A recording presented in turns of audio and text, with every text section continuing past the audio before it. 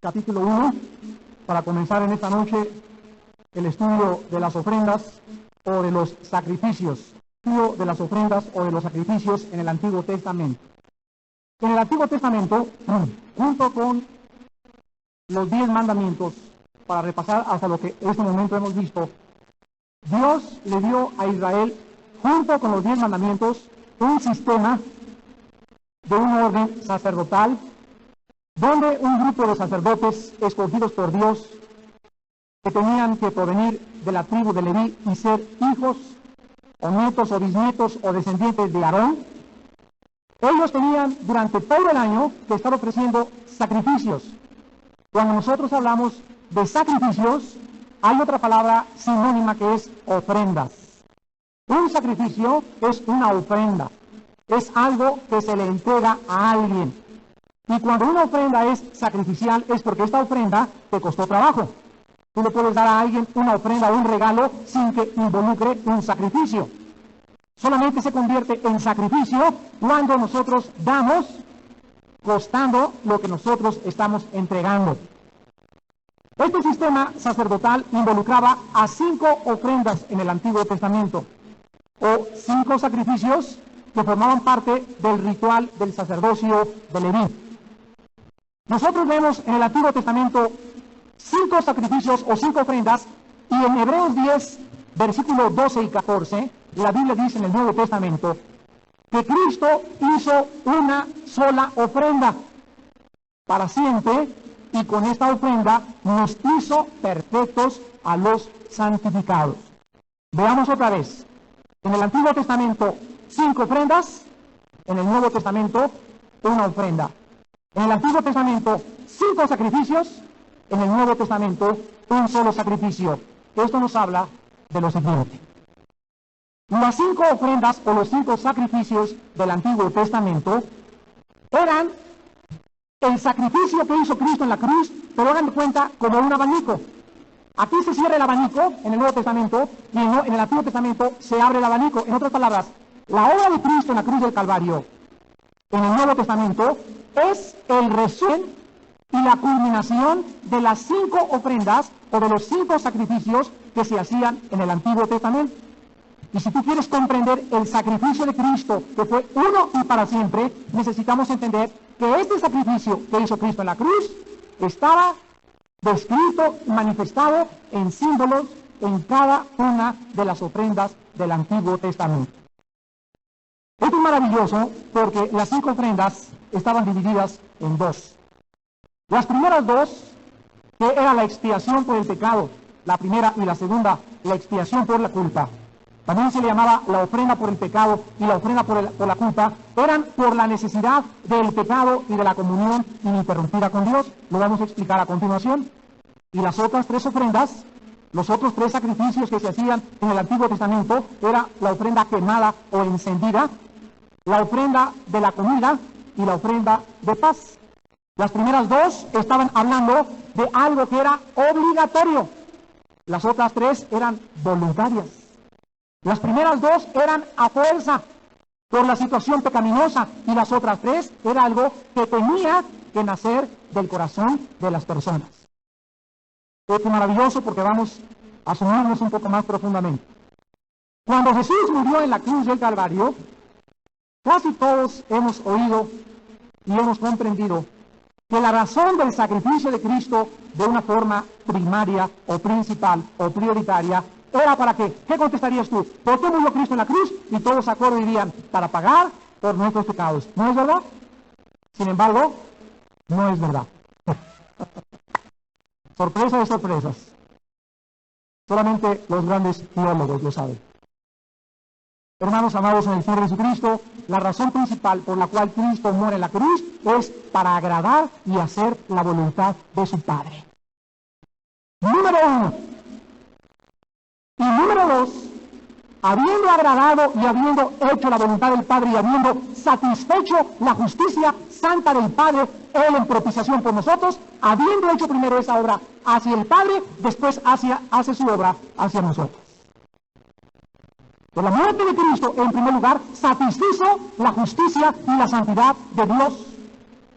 Y cuando fue satisfecha la justicia de Dios, cuando Dios vio que era realmente agradable ante sus ojos lo que su Hijo estaba haciendo en nuestro lugar, entonces Cristo ya pudo extendernos y darnos y regalarnos a nosotros lo que primero Él hizo para el Padre.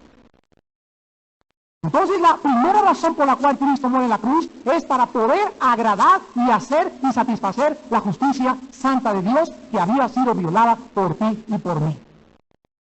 Y una vez que esto es ya satisfecho, y una vez que el Padre es y acepta esta voluntad de su Hijo, es cuando entonces Jesucristo grita en la cruz: Dios mío, ¿por qué me has desamparado? Y en ese momento, cuando Él gritaba, cuando Él clamaba, cuando Él prorrumpía en llanto, en la angustia de su alma: ¿por qué, Padre? ¿Por qué te has separado? ¿Por qué ahorita ya no te puedo sentir? ¿Por qué ya no puedes estar cerca de mí? Era en ese mismo preciso momento cuando el Padre, habiendo sido satisfecho por la muerte de su Hijo, el Padre pone en su Hijo tus pecados y mis pecados. El Padre se separa del Hijo y en ese momento el Hijo lleva el castigo que tú y yo merecíamos. En ese momento intercambiamos naturalezas con Cristo. Él toma nuestra naturaleza caída pecaminosa y Él nos imparte la naturaleza divina de su Padre. Y esto es lo que se llama, lo que vamos a ver a continuación, como identificación. En Levítico 1 dice: llamó Jehová a Moisés y le habló con él desde el tabernáculo de reunión diciendo. Ven ustedes que esta es la primera vez. Dios le habla a Moisés, no con una voz, no a través de un rayo, no como le hablaba a Adán por el aire, sino que ahora Dios comienza a hablar desde el lugar santísimo. Dios le habla a Moisés desde el tabernáculo de reunión. Ahí comienza Dios a manifestarse a su pueblo, de adentro hacia afuera. Del lugar santísimo comienza Dios a manifestar su santidad y a exteriorizarla hacia los demás. Habla a los hijos de Israel, versículo 2, y diles: cuando alguno de ustedes ofrece ofrenda a Jehová, de ganáculo u orejuno haréis vuestra ofrenda. Ven ustedes que Dios escoge a el ganado de las vacas, de los toros, de los becerros, o a la parte que le corresponde a los chivos, o a las ovejas, o a los borregos. Eran solamente de estas dos clases el tipo especial de holocausto que Dios requería. Había otros sacrificios que ya se permitían otras cosas, pero en este principal tenía que ser de ganado vacuno o tenía que ser de ganado ovejuno. Y aquí es interesantísimo que del ganado vacuno no aceptó Dios vacas, y del ganado ovejuno no aceptó Dios cabras, ni chivas, ni borregas. De los dos ganados tenía que ser macho, no hembra. Vamos a leer a continuación versículo 3. Si tu ofrenda fuera holocausto vacuno, macho, sin defecto, lo ofrecerá. Y aquí encontramos pues que el Mesías que vendría a pagar por nosotros no sería del sexo femenino. Los detalles tan precisos de Dios por medio del Espíritu Santo en el Antiguo Testamento, perfilando a aquel que nos vendría a salvar, no sería una virgen, no sería una mujer, sería un hombre. Y tenía que ser exactamente como Dios les dijera, tenía que ser un macho del sexo masculino y además tenía que ser sin defecto, sin sangre contaminada. Pondrá su mano sobre la cabeza del holocausto y será aceptado para expiación suya. Vamos a comenzar a estudiar las ofrendas por el pecado.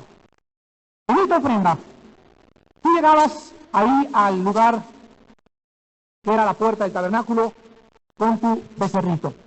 Sexo, el macho, ¿verdad? Tenía que ser macho. Tu becerrito no era becerra ni vaca, tenía que ser macho o tenía que ser un borrego o un macho cabrío. Aquí es porque vemos nosotros que Satanás usa el símbolo ¿de quién? Del macho cabrío.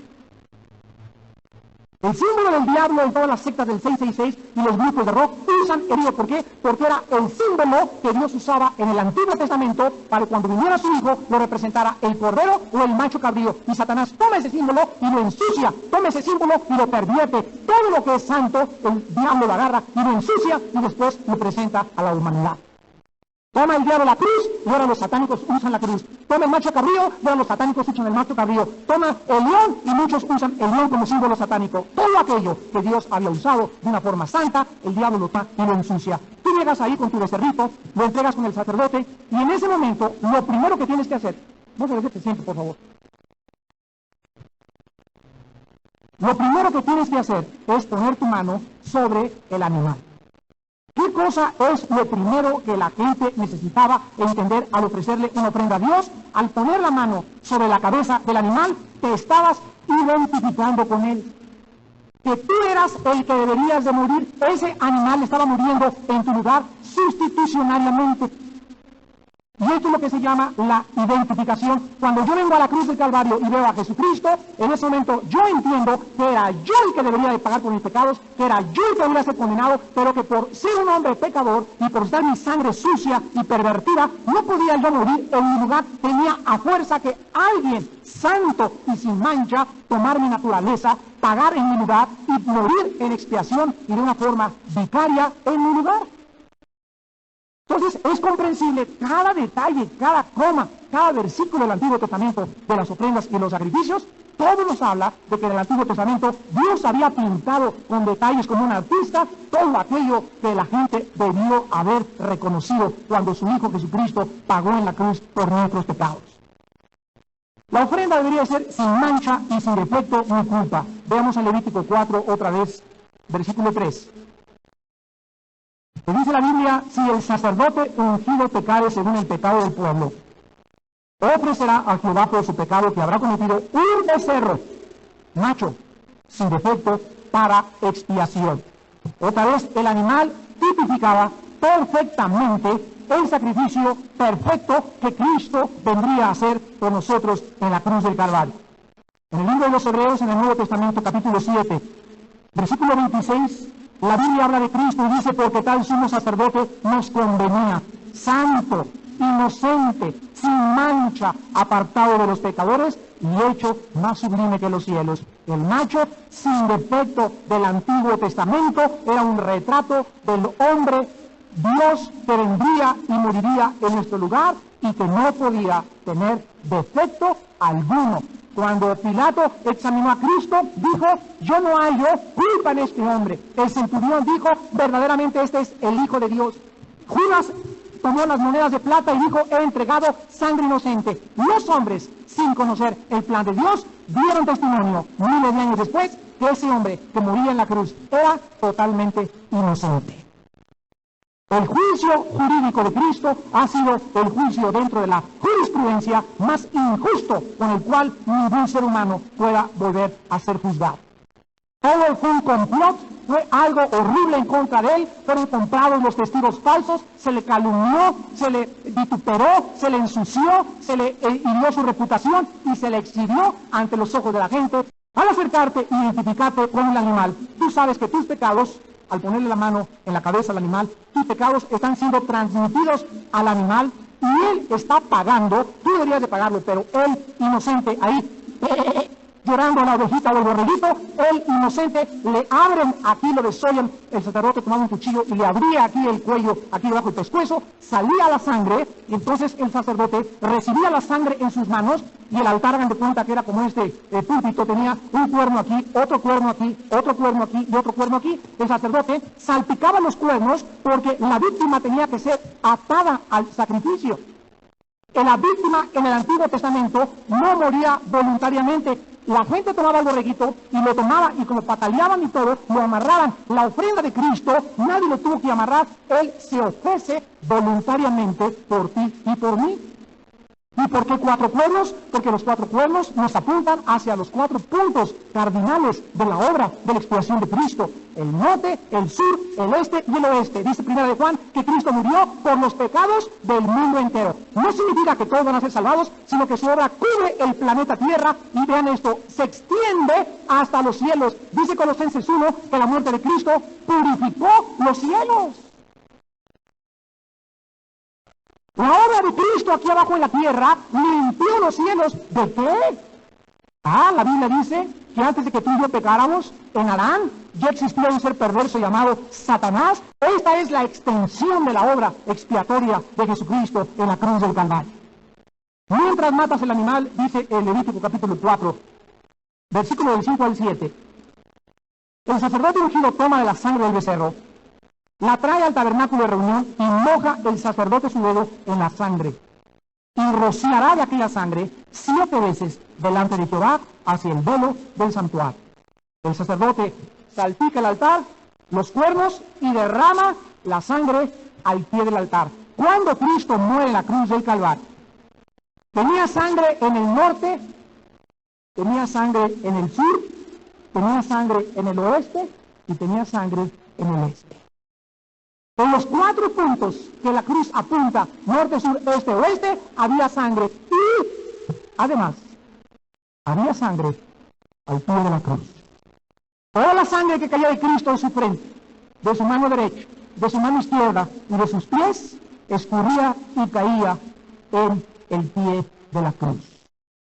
Y cuando el sacerdote salpicaba el norte, el sur, el este y el oeste, también salpicaba la tierra o el pie del altar, tipificando el Espíritu Santo y anunciándonos que el Mesías vendría y moriría crucificado. Crucificado. Y esto es asombroso porque antes de los romanos no se conocía la crucifixión. Fueron precisamente los romanos los que inventaron el método de tortura más sanguinario y más cruel para un ser humano. Muerte, y dice Filipenses 2, y muerte de cruz. O sea, no solamente murió Cristo balanceado con flechas o lo colgaron, fue una muerte de lo más intensa y dolorosa que un ser humano pueda experimentar. Ya en el mensaje que vimos, la muerte de Cristo, hablamos científicamente, ¿verdad?, de las heridas y de lo que experimentó Cristo colgado en la cruz del Calvario. Muy bien, ahora después de esta ofrenda por el pecado, viene la ofrenda por la culpa del pecado. Mientras que la ofrenda por el pecado está tratando con tu posición y con mi posición con Dios, la segunda ofrenda se relaciona con nuestro caminar con Dios. Miren ustedes. Traigo el becerro, le digo al sacerdote, sabe que hay un panchito, dice esto y esto y esto, pongo en ese momento mi mano sobre el becerro, con todo mi corazón, me identifico, yo debo estar muriendo en lugar de este becerro inocente, de este chivo inocente, él está pagando mi culpa y me voy a mi casa y ya ha sido expiada, Dios ha visto esa sangre derramada inocente, ya mi conciencia puede estar tranquila. ¿Por cuántos días? Por un día, o por 2 días, o por 3 días, hasta que vuelva a pecar. Muchas veces las familias no podían traer un becerro cada vez que pecaban, sino que se sacrificaba una vaca alazana o una yegua colorada, y entonces lo que sucedía era que se guardaban las cenizas. Y cuando la persona volvía a pecar, solamente venía y ponía las manos en la ceniza, y en ese momento esa ceniza hablaba de que un sacrificio ya se había sido hecho, y la ceniza tenía el poder, como la misma sangre, de quitar el pecado. Nosotros, los cristianos, ya recibimos el perdón de nuestros pecados cuando Cristo murió por nosotros y pusimos nuestra fe en su sangre. Pero ahora que yo ya recibo a Cristo, ¿qué pasa mañana y pasado y las próximas semanas que vienen? ¿Seguimos pecando? Claro que sí. Dice 1 Juan, capítulo 1, del 7 al 8, si confesamos nuestros pecados, Él es fiel y justo para perdonarnos y limpiarnos de toda maldad. Entonces, esa sangre que me limpió de mis pecados, necesito día a día, todos los días, aplicármela. Porque aunque mi posición delante de Dios es de santidad y de justificación para siempre, mi caminar y mi experiencia diaria con Dios depende de la misma sangre. Mi salvación no la puedo perder porque la obra de Cristo logró en mi lugar una herencia eterna, una salvación eterna, y me hizo perfecto, no por 5 años, ni por 10 años, dice Hebreos 10, 14, me hizo perfecto para siempre. Y esta ofrenda, la segunda, el sacrificio por la culpa, tenía que ver en Levítico 5, del 14 al 19, y Levítico 7, del 1 al 10, que nosotros deberíamos de ahora, para quitarnos la carga de la culpa, y traer un perdón continuo a nuestro corazón para acercarnos a Dios con una conciencia limpia, tener que volver a aplicarnos la sangre de Jesucristo. En el libro de los Hebreos, capítulo 10, versículo 21 y 22, se nos dice estas palabras: a nosotros, los que ya somos cristianos, los que ya hemos sido lavados, purificados y santificados por la sangre y por el Espíritu de nuestro Dios, a nosotros se nos dice, teniendo un gran sacerdote sobre la casa de Dios, acerquémonos, ahora sí ya, con corazón sincero. 1, 2, en plena certidumbre de fe. 3, purificados los corazones de mala conciencia. Y 4, y lavados los cuerpos con agua pura. los mismos pasos del Antiguo Testamento se repiten en el Antiguo Testamento para mostrarnos ahora nuestra posición experimental con Dios. Ahora que ya tengo a Cristo en mi corazón, por favor, esto es vital, amados hermanos. Ahora que ya eres cristiano, diario, hasta que Él venga, me tengo que acercar con corazón sincero. Número 1, Dios odia a los hipócritas. Dios odia a los que se acercan falsamente hacia Él. Tienes que llegar a Dios diario y hincarte, Señor, he hecho lo malo, he pecado. ¿Qué te puedo esconder? ¿Cómo puedo ser hipócrita contigo si tú me conoces, Señor? Yo no te puedo mentir, Padre mío. Tu corazón no puede ser doble. No puedes ser una persona de doble personalidad. No puedes portarte de una forma en la iglesia y otra en el metro y otra forma en tu trabajo. Tienes que ser como eres. Genuino, auténtico, transparente. Tú no ves a un cristiano cuando se acerca. Hay cristianos que están velados, así que les ves que tienen una personalidad escondida y que no manifiestan lo que son porque esconden sus verdaderas intenciones. Porque no son, se dice, son gente no sincera. ¿Te has encontrado con este tipo de gente? ¿Te has encontrado con gente que desde el momento que la conoces dices, me cae bien porque se nota que es sincera, o que es sincero, ¿verdad? Genuino, auténtico, transparente, es como es. Pero hay muchos cristianos que no son así. Y así no te puedes acercar a Dios. Porque dice la Biblia que tenemos que acercarnos con corazones sinceros. En segundo lugar, tenemos que acercarnos en plena certidumbre de fe. Hebreos 11:6. Sin fe es imposible agradar a Dios. Porque es necesario que el que se acerca a Dios, dos cosas. Crea que le hay, y dos, que Él es galardonador de los que le buscan. El que se acerca a Dios tiene que creer, en primer lugar, que Dios es real. Tienes que creer que Él está ahí, donde tú estás cayendo hincado, en el metro, en el camión, donde quiera que lo invoques, Dios te está oyendo. Y número dos, tienes que creer que Él te recompensa, que Él te premia, o que Él te puede castigar también. Esto significa en plena certidumbre de fe. Dice Santiago, no piense pues quien tal haga, el que duda estará, no oirá a Dios. No, a mí no me oye. Hay unos señales me dicen, Armando, háblale tú a Diosito, porque yo soy un pecador, a ti sí te oye. Hay tanta gente así tan superflua y tan carnal y tan vana. A mí no me oye más que a ti, te oye igual a ti que a mí. Si Dios oye a los impíos, Dios oye a los pagaditos cuando dicen, pío, pío, pío. Dios los oye. Un borreguito no puede ser, sin que no sepa también que el borreguito acaba de balar, o como se diga. En tercer lugar, tienes que acercarte purificado el corazón de mala conciencia. La conciencia es la voz dentro de ti que debes limpiar diario. El cristiano que se acuesta con una mala conciencia es haber hecho algo sin confesárselo a Dios, ni haber restituido el mal que hiciste. Lo vamos a ver en otras ofrendas. Cuando te acercas a Dios, perdóname porque robé, devuelve el dinero. Perdóname porque no he pagado, pues paga y da tu ofrenda y después vienes a mí, dice el Señor. Tenemos que aprender a conocer a Dios. No podemos acercarnos hipócritamente. Perdóname porque me robé de mi oficina 5,000 pesos, pues los pagas. Y cuando los pagues, se llama frutos de arrepentimiento. Perdóname porque forniqué con mi secretaria, pues ahora llegas y corres a tu secretaria para que puedas demostrar que tienes frutos de arrepentimiento. No llegas y, perdóname porque forniqué con mi secretaria, me hice la secretaria trabajando contigo. Eso es hipocresía.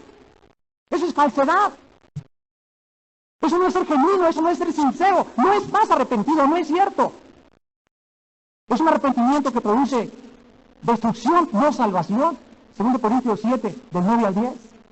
El arrepentimiento, según Dios, produce un sentimiento de tener que arrepentirse. O sea, te arrepientes y sabes que ya no tienes que darle, pide perdón a Dios. Una vez te limpia a Dios y ya te vas tranquilo, te acuestas tranquilo. A mi secretaria me la acuerdo, no quiero saber nada, voy a rezar con mi esposa, voy a rezar con mi esposo y tu conciencia está limpia. Pero mientras tú no limpies tu conciencia, tu caminar diario con Dios afectará tu comunión con Dios. Dice en cuarto lugar, y lavado los cuerpos con agua pura. ¿Qué es lo que te lava del pecado? La palabra de Dios.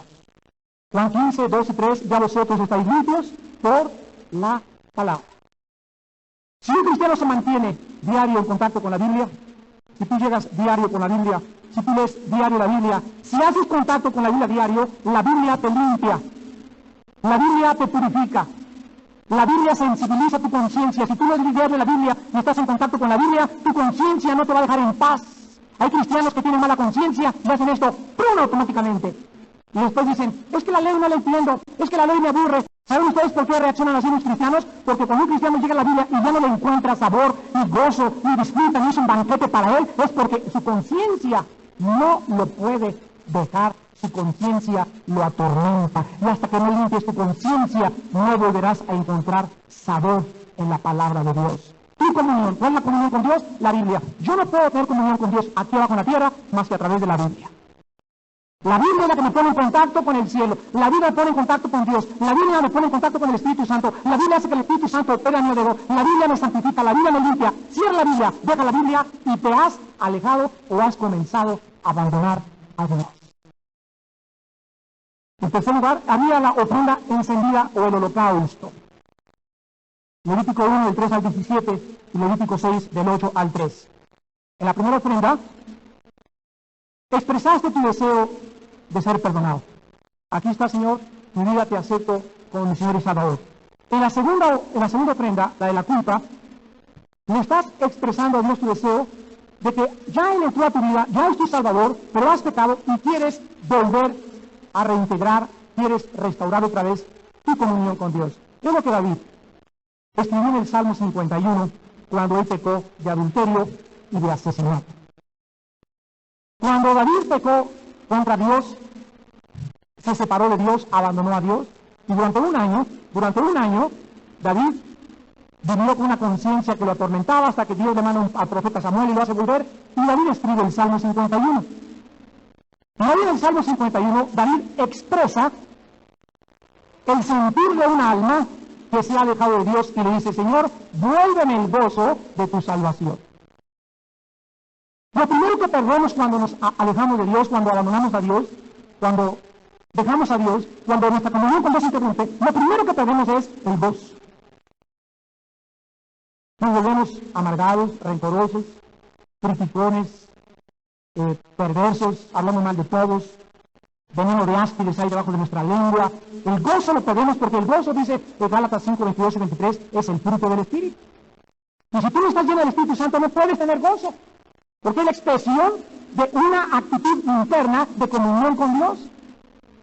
Y cuando nosotros nos alejamos de Dios, entonces necesitamos confesar nuestros pecados y la sangre de Cristo nos limpia todo pecado. Y entramos a la tercera ofrenda, que es la ofrenda encendida. Aquí, en esta ofrenda, tú le estás diciendo a Dios que quieres consagrarte.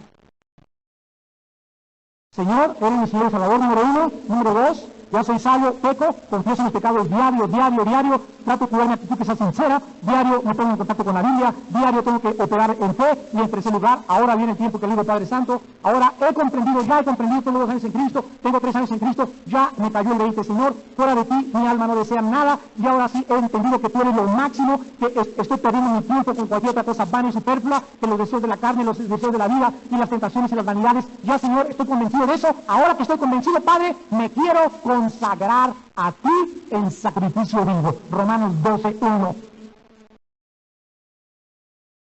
Y aquí es el punto donde la mayor parte de los cristianos se han quedado. Muchos de ustedes son salvos. Muchos de ustedes de vez en cuando, perdóname Jesucito, límpiame con tu sangre, pero no han pasado de 2 ofrendas.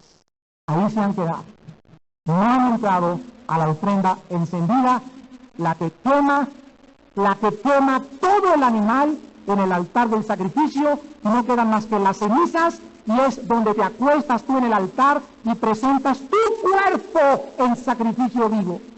Un cristiano consagrado lo demuestra viviendo una vida, abre tus oídos, lo demuestra viviendo una vida sexual limpia. ¿Escuchaste? La consagración cristiana es la limpieza de tus impulsos sexuales. Aquí tienes que decir, le voy a ser fiel a mi esposa, le voy a ser fiel a mi esposo, y si no estás casado, Señor, me consagro y te prometo que no me tocará ningún grandallón antes de que yo me case. El día de mi boda le voy a entregar mi cuerpo santo y puro a mi esposo y le voy a decir, tú eres el primero en tocarme, y tú le vas a decir a ella, yo soy el primero que tengo una relación contigo. Esto se llama la consagración. Mientras ustedes jóvenes y ustedes casados se digan cristianos y no hayan hecho este voto a Dios de presentar sus cuerpos de abstenerme de pornografía, de no rentar películas con pornografía. Estamos en un mundo contaminado, un decaimiento moral tremendo en el mundo que nos arrastra a los cristianos a hacer lo mismo que hacen los demás y a tomarlo como algo normal. Nosotros somos santos, somos diferentes, no tenemos por qué participar del freno de disolución del que participan ellos. Hemos sido llamados a vivir para Dios consagrados. Y es en esta tercera ofrenda, es en esta tercera consagración, donde el cristiano comienza y entiende lo que significa la cuarta, que es la ofrenda de la comida. Levítico 2 y Levítico 6, del 14 al 23. En este punto ya le expresaste a Dios tu deseo de estar con Él, ya le expresaste tu deseo de restaurarte, ya le dijiste, Señor, ya no voy a hacerle, ya no me voy a hacer tonto conmigo mismo. Hay cristianos y cristianas que te encuentras y sí, viven en derrota, siempre en derrota, siempre en derrota, siempre quejándose, siempre buscando, yendo a los estudios, van a la iglesia, van a las campañas, van a la arena coliseo, van por aquí, van por allá, y creen que una experiencia los puede cambiar, y es la consagración la que te cambia. La consagración no es algo automático al vapor, no es café instantáneo. La consagración es una cosa diaria, mortificar los deseos de la carne. Les decía en la tarde en el estudio que ahora en Semana Santa vimos el paganismo en que vive nuestra patria. En Tasco, hombres poniéndose espinas en Iztapalapa y tratando a través del sacrificio de mortificar la carne, acercarse a Dios. De alguna forma dicen, Señor, mira mis sufrimientos, tómame en cuenta. Fíjense ustedes, los paganos, todo lo que hacen es abominación para Dios. Dice Proverbios, el sacrificio limpio es abominación para Dios. Los únicos que pueden mortificar la carne somos los cristianos. ¿Escucharon? Los paganos lo hacen para ser aceptados por Dios. Nosotros lo hacemos no para ser aceptados porque ya fuimos aceptados. Lo hacemos porque nos conviene no ser eliminados. 1 Corintios 9, 25 al 27. Dice el apóstol Pablo, porque golpeó mi cuerpo y lo pongo en servidumbre. No sea que habiendo sido heraldo para muchos, venga, yo el gran león, el gran predicador, a ser eliminado. ¿Y todo por qué? Porque nunca quisiste poner tu cuerpo en disciplina. Dice la Biblia, absteneos de los deseos que luchan en contra de vuestra alma. Dice la Biblia, tenemos que pelear contra las pasiones que muchas veces parecen controlarnos, tenemos que golpear el cuerpo, y no es con lápidos, ni con cactus, ni con opales, ni cargar una cosa así. Golpear el cuerpo es Romanos 8. Si por el Espíritu hacéis morir las obras de la carne, viviréis.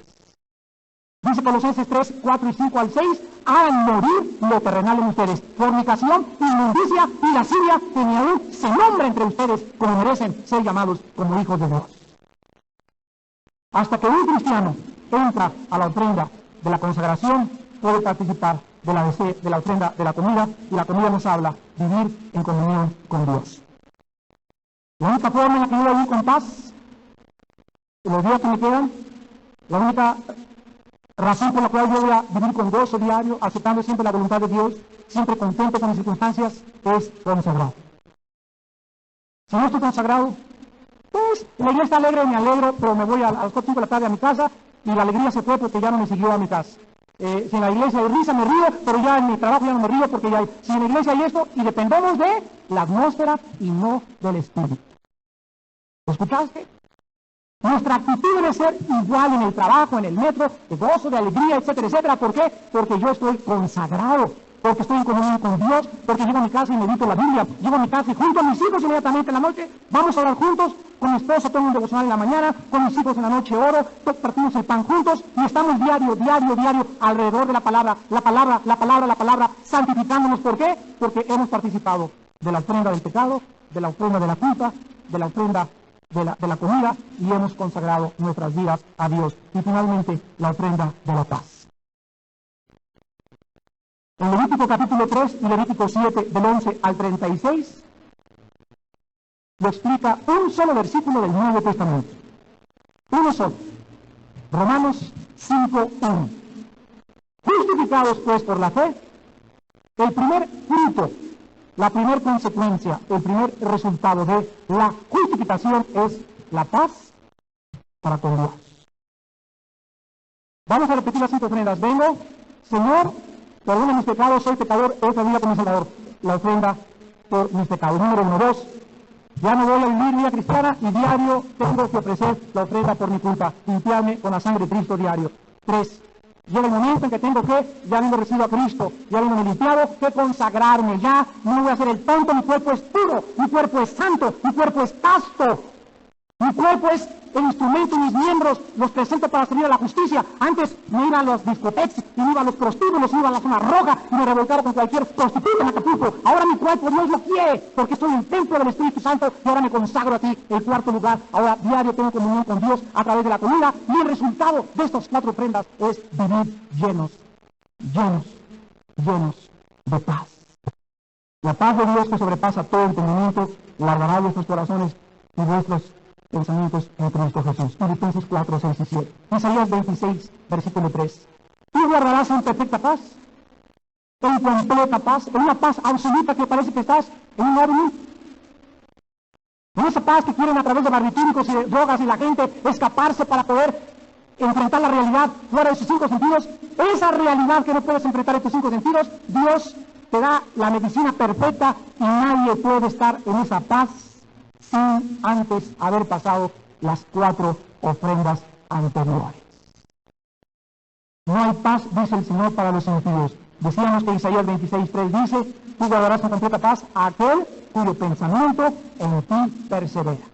El que está pensando en Dios, el que está pensando en la Biblia, memorizando la Biblia, en el metro, en su casa, en la noche, guardando los mandamientos de Dios, viviendo con el Señor, no mirando a las mujeres con ojos lasciviosos, ni sus piernas, ni sus escotes, no mirando a la secretaria, no mirando a otra mujer. Cuando ven un pensamiento, lo sacas, lo limpias, lo llevas cautivo, lo obediencia en Cristo Jesús, 2 Corintios 10, del 2 al 5, y comienzas a disciplinar tu cuerpo, y ahora mi cuerpo lo golpeo, y te quiero cajeta, pues no compro cajeta, y quiero tamales con atole, pues no porque estoy gordo, y esto no es mal, pues yo lo hago, y comienzas tu cuerpo a ponerlo en servidumbre con el control del Espíritu Santo. Entonces el Espíritu te comienza a llenar, y esto es lo que se llama la llenura del Espíritu Santo, una vida controlada y dirigida por el Espíritu Santo como resultado de tu consagración. Te damos gracias, Padre, por tu palabra en esta noche. Oh Dios, abre nuestros ojos y nuestro entendimiento a tu luz.